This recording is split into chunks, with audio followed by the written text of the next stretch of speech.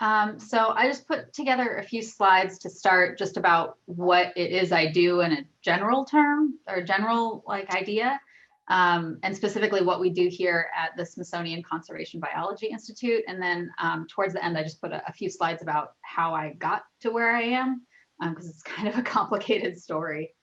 So to start, the Smithsonian Conservation Biology Institute, or SCBI as we call it, was actually founded in the late 70s to study endangered species and ecosystems, and to find solutions for saving them. So we have facilities actually all over the world, down in South America and in Asia and all over the place. But we're centered here in rural Virginia, which is where I'm stationed. We're actually technically part of the Smithsonian Institute as a whole, and also specifically the National Zoo. And we work pretty closely with the folks there. Our labs are down there, and our pathology and some of the reproductive scientists we work with are based down at the zoo. Our whole facility is about 3,200 acres, and about 1,000 of that is where the animals live in 23 different buildings and pens and yards and barns and things. And all this means is that we do a lot of driving as part of our job. So it's a lot of ground to cover. We have all the space to take care of about 320 individual animals of 23 different species. That number varies quite a bit, especially in the summer. We have a lot of breeding black-footed ferrets. So when they have all of their kids in the summer, that number can go up quite a lot. Most of what we have are hoofstock, so different gazelle and antelope species, different equid species like zebras. We have a bunch of carnivores, cheetahs, maned wolves, leopards, red pandas, and then a whole bunch of bird species as well. So generally speaking, zoo vets we're veterinarians. We and our veterinary technicians wear a lot of different hats in zoo medicine. We are primary care doctors and nurses. We're surgeons and surgery technicians. We are radiologists, anesthesiologists, laboratory technicians, pretty much everything. We do a little bit of everything. We will call in a specialist if there's a particularly complicated case, like if we suspect that one of our leopards has an allergy, for example, we might call in a dermatologist to help us out with that case. But generally speaking, we do a little bit of everything. And not only do we wear all these hats, but we wear them for a lot of different species. So in veterinary school, you often will track small animal like cats and dogs, or large animal like horses and cows. We kind of have to do all that and then some, because we have Przewalski horses, which are basically big horses, and we have little tiny 10-gram birds. The bird in this picture is actually like 50, 60 grams, so it's kind of one of our larger birds. But we have to adapt all of what we learn in vet school to all these different species and different sizes, which can be challenging just from a technical standpoint. Being able to treat a very large animal is difficult, just as difficult as it is a very small animal. We also have to be really flexible, not physically, but kind of mentally, because we could be doing procedures in the hospital, as you would expect, like at your normal veterinarian office, but we also might be doing them in a barn. This is a picture of us taking some radiographs, some x-rays in a barn. We might be doing them out in the middle of a field if it's a really big emergency. It can vary quite a lot, the environment that we're working in. So we have to get a little creative sometimes. And then in addition to our just general taking care of the health of the animals in our under our care, we also conduct research. So we do clinical research to help learn more about the health and well-being and treatment options for the animals that we take care of. And then we also might help with some of our researchers with their field research. So a zoo vet in general terms is there's a lot of different things that we kind of manage. Specifically at SCBI, we have a team of 4 on our veterinary team, myself and one other veterinarian, and then 2 veterinary technicians. Our job is generally pretty typical of a zoo vet. If you think of a zoo like Cincinnati Zoo, they have a lot of different species, but maybe only a few of each one. Like if you go, you might see a couple of tigers, you might see they have a bunch of elephants, and they might have, a couple of different species of snakes, and the birdhouse has got bigger flocks of things, but they also tend to have, a pair of a particular type of species. We kind of go the other direction, where we don't have a huge variety of species, but when we do, we have a lot of them. So instead of having like 2 cheetahs, we have 30 cheetahs. So that can, a lot of that has to do with the research that we do here. Because we are not open to the public, and our primary goal or objective is not necessarily education and display and things like that, like at a typical zoo, we are very much focused on research. So we need larger numbers of animals in order to be able to conduct some of this research. We also are an important breeding center for a lot of these very endangered species. The ferrets, for example, the black-footed ferrets are highly endangered, and we're, I think, the #2 producer of kits, and the kits that get born here, we actually send them to Colorado, and then they get released into the wild. So that's a really important breeding program. And so we help with that. We also do help the researchers with the actual reproductive research. Oh, I forgot. We do a lot of neonatal exams because we have so many breeding animals. So this is a picture of a Elves deer fawn that was born last spring. Or last winter. I don't remember when she was born. She's about a year old now. So that's a species that you won't see in a lot of places, but it's also very endangered. So we have a lot of neonates born, but we also do a lot of reproductive research. So this is an image from a procedure we did just a couple months ago, where we took an embryo, well, not we, the larger we, took an embryo from one cheetah female and put it into another cheetah female. To see if it would take, and that will help with cheetah breeding and genetic diversity in the future. The interesting thing about this procedure is they actually used genetic material from a male who's died. So if this produces cubs, which we won't know for a few more weeks, if we get cubs, this will be cubs from a male who has already died, which is really, it helps a lot with genetic diversity. So in these sorts of procedures, we as the zoo vet team act more as the anesthesiologists, whereas then the researchers are doing the procedure itself. So we do a lot of support in that way. The other support that we do is field research. So this is from one of our veterinary technicians actually went to Ecuador to help one of our researchers do some work on tapir, on mountain tapir, which is, it's really neat to have those opportunities as well. So SCBI is a little bit unique in the amount of research that we do compared to a more typical zoo vet setting. So that's kind of an overview of what zoo medicine is. It's hard to get into specifics because it's so varied. But just to give you some background about my career path, mine is not typical. And for getting into zoo medicine, it's also not necessarily what I would recommend to get into zoo medicine, but it's how I got here. So, we go with it. I graduated from Carroll in 1999.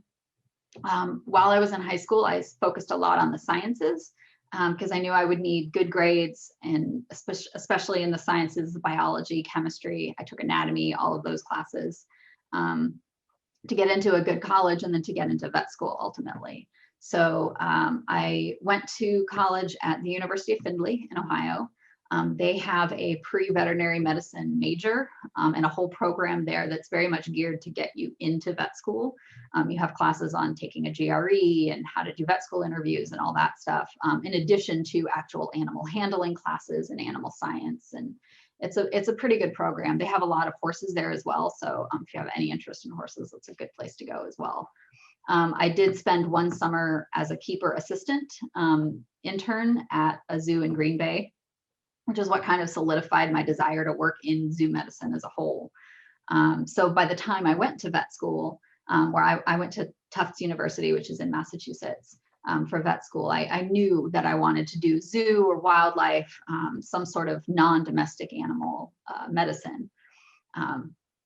So one of the things I had an opportunity to do was I spent a summer in Nepal doing some field research on intestinal parasites in a bunch of different species, including elephants, which is where this photo is from. So that was kind of an unusual opportunity, and it was really interesting and kind of really kindled my interest in research. In addition to that, because I knew that zoo medicine is a lot of anesthesia, that's one of the electives that I took. I took rotations at a couple different zoos. I worked at the wildlife clinic while I was in vet school, all to be able to focus on zoo medicine while I was still in school. So the whole process of undergraduate and then vet school, that's an 8-year process, in case you're curious. So after I graduated vet school, I actually was in private practice, mostly cats and dogs, some rabbits and snakes and things like that as well, for a year. And then I did an internship at the Cincinnati Zoo for 2 years, which was mostly clinical. We didn't really do a lot of research there, mostly because it's very busy and there's not a lot of time to do research. They do have a separate research center there, which I was able to kind of work with the people there and learn from them. So that was a nice opportunity. I wish I could have taken advantage of it a little bit more. After my internship, I got a job at the Lincoln Park Zoo in Chicago as their associate vet, which is like a staff vet, or there's a director usually of the veterinary department, and then associate vets kind of under the director. So that was me. And I was there for a little over 7 years. And I worked a little bit after that at the University of Illinois and their veterinary teaching hospital. And then I ended up here at SCBI. And I've been here for almost 3 years. 3 years? 3 years, yep. So I wanted to briefly mention before we get to the questions that zoo specialty exams. So if you want to be a specialist in veterinary medicine, you don't have to be. You can graduate from vet school and be a veterinarian doing pretty much whatever you want if you can get the job. But if you want to specialize, you can specialize in cardiology or radiology or surgery or ophthalmology, any of the same things that human doctors specialize in. And there is a zoo medicine specialty, and that's something that I studied for a long time, and you have to get published in order to even be eligible. So I published 5 papers as part of that process, and then I passed the exam in 2018. So I am officially a zoo medicine specialist. So I think I have a few more pictures on here. I keep forgetting to click through. So this is from Cincinnati, and then this is Red Panda from SCBI, which is where I work now. I have a few websites here if anybody is interested in writing them down that are great resources if you're interested in zoo medicine or interested in zoo anything as a career. AAZV is our big zoo medicine group. It's any veterinarian who is interested in zoo medicine or works in zoo medicine or wildlife. The ACZM is this board specialty group. So if you're interested in being a specialist, a true specialist, that would be the place to go. If you are interested in working in the zoo field, but don't necessarily know if the medicine side of things is what interests you, if you're interested in being a keeper or a curator or a zoo educator, or if you're interested in marketing or development or PR, all zoos have all of those different types of departments, all sorts of different careers. AZA is the place to go because that's kind of the center for all zoos as far as opportunities and what it means to be a part of a zoo and what zoos kind of stand for. If you are interested in the medical side of things, but you think 8 years is a lot of school to do after high school, then I would recommend looking into the veterinary technician group, the AZVT. Being a vet tech is very important. The 2 photos I have on here are vet techs here, Lisa and Julia, and they are completely indispensable. We would not be able to do anything without them. They're very important. And being a vet tech is usually 4-year degree, I think. There are 2-year degree programs, but the 4-year degree ones I think have a better science background. So you get a little bit more of the basic science in addition to the actual technical aspect of being a technician. But there's a bunch of, those programs are all over the place. There's only something like 34 vet schools in the country, but there's a lot of veterinary technician programs. So there's a lot more opportunity there. Getting into the zoo field from that side is just as difficult as it is for a zoo vet, but it's just as rewarding for sure. So I think that's all I had for slides. So we can do questions now, I guess. So if you were to specialize in one particular field, would you just work wherever you're needed, or would you have like a home private practice? That can vary quite a lot. So it depends a little bit on the specialty. Most people who specialize in like cardiology or dermatology or something like that, they often have one referral practice that they work at. So that means that like your general practitioner veterinarian, like who you take your dog to get vaccinated for, we call it general practice. But if a problem comes up that a general practitioner it's too complicated or it's an emergency, then you take your pet to a larger hospital. And the larger hospitals usually have, in addition to an emergency room, they'll also have all the different specialties. And depending on the size of that specialty practice, you might just work there. So there's a big place in New York City, for example, called Animal Medical Center. And they have every specialty you can think of. I think they even have zoo medicine because they see exotic pets. They see like rabbits and snakes and things like that. So they have, I think, a zoo specialty boarded person there. People that work there just work at that practice. But on the other side of things, for example, out where I live, it's very rural, and I was just talking with one of our surgical consultants, he's a board certified surgeon, so he's a specialist. He actually works at like 2 or 3 different referral practices because he doesn't have enough work to just stay in one place. So he lives kind of in between all of them, and so different days he might be at different practices. Some specialists actually do travel, like have a true mobile practice, like they set up in a van or something, but it has to be something fairly portable. So like a radiologist, that wouldn't work for, because they need all that big heavy duty radiology equipment. But if you're an ophthalmology specialist, you can pack everything in your van and pretty much go where you need to go. So it depends very much on where you end up practicing. And like if it's a big city, you probably are just at one practice. But if it's a smaller city or really rural, it might be a couple different places. But for a zoo specialist like what I do, you pretty much work at one place. There's not very many people who move around a lot. There's a few, but they mostly do, like if somebody goes on maternity leave, they might go work at one place for 6 months or something like that. Or if someone has a surgery, or if somebody like goes on sabbatical to do field work in Africa for 2 years, they might work someplace temporarily. But that's just a handful of people. Most people get a job and stay in that one place.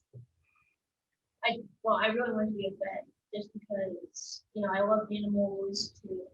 And but just medicine interests me a lot. But like one of my mom's major concerns was like paying off student debt, and also just how competitive it is, just the limited opportunities. So would you say that from your experiences or other people you talk to that like it's hard to really make a living, or like you have to be lucky, or you think there's enough opportunities that everyone can survive? I think it depends on what you want to do. So my first advice to people who have the financial concerns, because it's a potentially a very large amount of student debt that you can get yourself into. There's a couple of things to think about. Number one is which state you have residency in. So if you have residency in Ohio, you're going to want to go to Ohio State because it'll be way cheaper than if you go to Purdue or Michigan State, or certainly where I went. I did not do that. I went way out of state, and I am very much in debt. I can tell you that. It's a lot of money, but you get pretty much the same education at pretty much anywhere. And I have a lot of friends that went to Ohio State and they really liked it. You can always look for scholarships. That's always an opportunity. The other thing about what I do specifically is, because of the nature of zoos, they're mostly nonprofit, and there's a program called Public Service Loan Forgiveness, where you pay a monthly, you pay your loans off based on your income. So if you don't make a lot of money, it might be a very small amount. If you make more, it might be a larger amount, but it's all based on your income. And then if you work in a nonprofit, or public service also means like at a school and an education facility or anything like that, you make 10 years worth of payments, and then your loans are forgiven. So I've got 2 more years and I'm super excited. But so that's something to think about if you want to go, if you're interested in teaching or being a specialist at a large hospital. Vet schools have large hospitals with a lot of specialists. So that's something to think about. The other thing to think about is what sorts of animals you're interested in. So if you are interested in cat and dog medicine, the opportunity for jobs right now is actually kind of difficult. So, but you're looking at like 8 years minimum, 8 to 10 years. So that the field can change a lot in that period of time. So there might be more job opportunities depending on what the economy is doing and who knows what else. If you're interested in cows, for example, though, there is a massive need for food animal veterinarians. And there's actually a whole scholarship program where you can get, it's through the USDA is who runs it. And if you commit to working in the food animal field for 4 years, they will pay for 4 years of vet school. So that's definitely something to think about. So even if that's not what you want to do forever, it's certainly something to consider when you're in vet school. And it's the same for, there's another program that's specifically for rural area veterinarians. And that can be food animal, it can be horses. In some cases, it is cats and dogs as well. It's usually kind of mixed practice that does a little bit of everything. And because rural areas are so underserved, specifically, there's a huge program just to go work on some of the large tribal parks out in the West, because Native American reservations are very underserved for veterinarians. So there's a number of scholarship programs for those as well. Another financial consideration is the military. If you go be a veterinarian for the military for 4 years after you graduate, they will pay for your vet school. And if you go to vet school, they will come for lunch like once a month and bring pizza and try to get you to join, because that's what they do. And there's a lot of different opportunities through the military as well. You can be a cat and dog vet on a base somewhere. I have a friend who did that she went to the Army, I believe, and she ended up being stationed in Oklahoma with they have a big service dog canine unit there. And so she was the vet for the canine unit for a while. And she also ended up getting stationed overseas for a bit and was doing some like herd health management in the Middle East somewhere, I think. So there's a lot of different opportunities out there. The USDA, if you want to be a USDA veterinarian or a state veterinarian, those positions would qualify for the public service loan forgiveness because they're government positions. And depending on what aspect of those careers you go into, a lot of them have scholarship programs as well, because there are areas that not a lot of people go into, because people, you grow up taking your dog to the vet and you really like animals and you like the medicine and you find it interesting, and maybe you like talking to people and teaching people. And so that's kind of where a lot of people in vet school go. But some of these kind of non-traditional routes, there's a lot of opportunity there that I don't think everybody thinks about. You mentioned that when you were at Carroll, you took a lot of classes. Did you know that you want to be a vet when you were young, like super young, before you went to Carroll, and how did that occur to you? It's not something, so a lot of people who go to vet school, I mean, most people know, like when they're little, that they want to be a veterinarian. A lot of people have like a particular instance, like they had a dog that was sick, or they found, an injured wild animal that they took care of or something like that. I don't really have anything like that. My parents were in the Air Force, so we moved around a lot. And everywhere that we moved, we went to the zoo. That was like a major thing that we would do. And so I have a lot of my early memories are of going to the zoo and learning about the animals at the zoo. And then we always had pets. So I think a lot of it just came from that. And I'm sorry, I forgot my radio's on. So I think a lot of it came from that. And I didn't really know what aspect of it I wanted to do not really until I was in college. I was actually kind of horse crazy and thought I was going to be an equine vet. And when I went to college, the University of Findlay has a really big equestrian program. They have a couple of different barns there, and there are a lot of horse people that go to that school. And some of them lived on my floor my freshman year. And so I got to learn about horse people in a way that I hadn't really before. And they're a very distinct group of people that are not the easiest people to get along with. So it kind of turned me off from that a bit. But then I spent that summer at the zoo, and I also worked with, there was a raptor wildlife rehab place in Findlay that I volunteered at as well. And so that kind of really was like, okay, now I really like zoos. I really like wildlife. I could be happy doing something like that. I like to travel. So if there's something like international that I could do, that would be awesome. So I was kind of able to do all of those things, and it worked out nicely. But it's definitely helpful if you can kind of at least identify an area that you're interested in before you get to vet school, because some vet schools track now, which means that when you start, you choose either small animal or large animal, or some of them are starting to track like non-traditional or zoo or wildlife, or even mixed practice would be applicable. So you kind of have to choose when you start which direction you want to go in, which I think is kind of unfortunate, but that's because I went the non-traditional route. So I lucked out in that my school didn't track. We just, everybody learned the same thing. And then it was after school that you really kind of focused your studies during your clinical year and then after school. So yeah, most people, I don't think I talked to anybody who figured out, well, no, that's not true, because we had a couple people in our class who going to vet school was a second career for them. So we had a few people that came to it later in life, but most of them were like, yeah, I kind of wanted to, and then I did something else, and that was fine for a while, and now I've chosen to do another career. So it comes to people, but usually I have a pretty good idea early on. Can you touch base upon your work-life balance as well? Mm-hmm. In vet school, you don't get one. It's just not an option. And then if you end up doing like an internship or residency after vet school, it's hard to have one as well, because it's a very demanding career to start out in.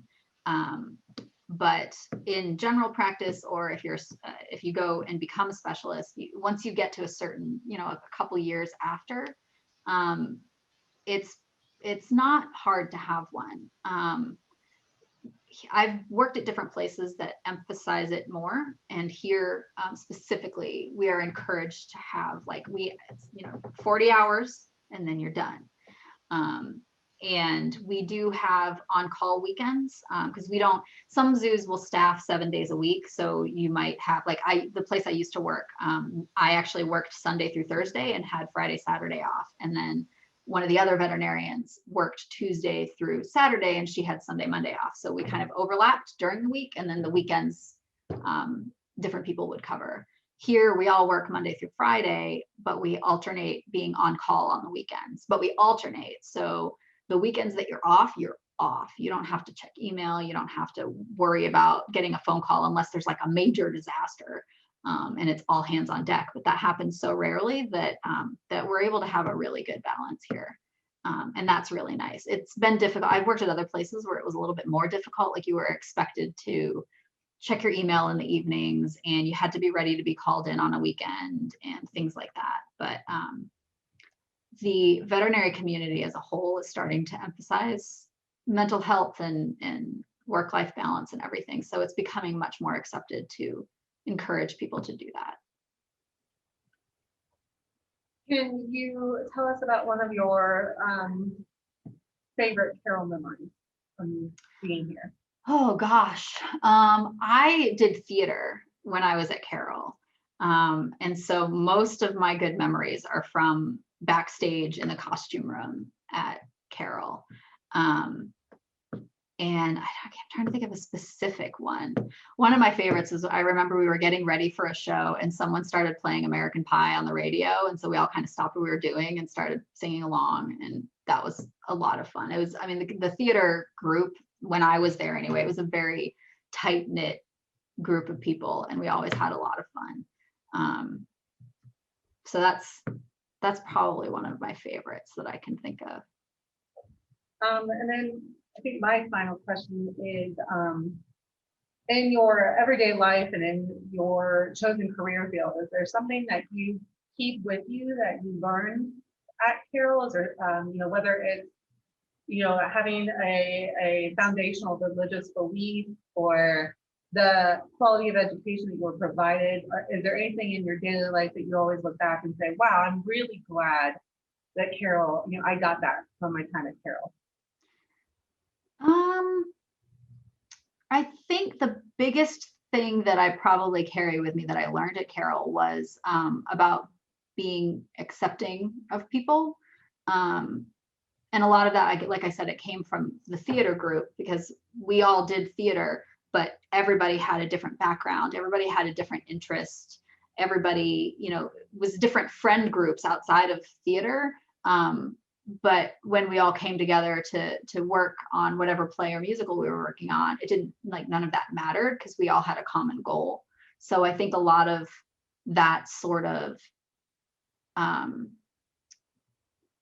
just being accepting of people and people's backgrounds, I think that's one of those things that I think Carroll, because Carroll is so many people come from so many different schools into one high school. It's not like the same group of people that like at a public school necessarily. We lived in Beaver Creek, so I had a lot of friends that we all, they went to elementary school and middle school, and they went to Beaver Creek High School, and it was the same people kind of growing up together. But because at Carroll, everybody comes from different elementary schools, people come from different backgrounds. I think having the Air Force Base be so close, you get a lot of people that have really diverse backgrounds just because they've lived in different states or different countries or have different backgrounds. I think that to me, it's very important to, sometimes you have to set aside those things in order to accomplish a goal. And sometimes, and then all the time, you just have to be open and accepting and letting people be who they are. That's awesome. That's a great answer. Honey, do you have anything else? No, I don't think so. All right. I think we're good here. Thank you so much for your time today. We really appreciate you continuing to take part in this. I know you did it last year for us, and I am so thankful to have you as somebody we could reach out to and say, can you help us do this? Certainly. Absolutely. Thank you so much. No problem. Let me know if you want me to do it again. Oh, don't worry. I think this will definitely be something we do again next year. We're recording your session, so we're going to go and put that on our website for anybody else who wants to play it back. But I also took down a few notes about the public service loan forgiveness and some of the other websites that you mentioned. And I'm going to link those below your name as well. Oh yeah, please do. Wonderful, avenues for getting more information than most people would even think of. And certainly what you talked about as far as the other avenues for loan forgiveness, I think, those are things that most people are not aware of. So coming from somebody in the field, that's phenomenal. Yeah, well, and the public service loan forgiveness, that's not just veterinary medicine, that's any sort of public service. So, and I just gave a lecture to some vet students a few weeks ago and mentioned it there, and everybody was like, what? And I'm like, how are you in vet school and you don't know about this? Why aren't they telling you? So I feel like I'm like, I don't know. It's my big thing. It's my soapbox, is the public service loan forgiveness. Look into it, even if it has nothing to do with veterinary medicine. It's really important. And it's also constantly under threat of going away. So that's one of those, write your senators and congressmen, don't let it go away. Exactly.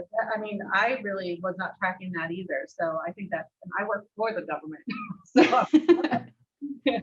Yeah, it's one of those under the radar programs, but I try to tell as many people about it as I can. Yeah, definitely. I'm definitely going to make sure I link that to the mentoring program website, because I think it's just phenomenal information to be able to give to other students at Carroll as well. All right. Well, thank you so much again for your time. I really appreciate it. And I will be touching base with you very shortly. Great. Thanks. All right. Thank you. Have a good day. You too. Bye. Bye.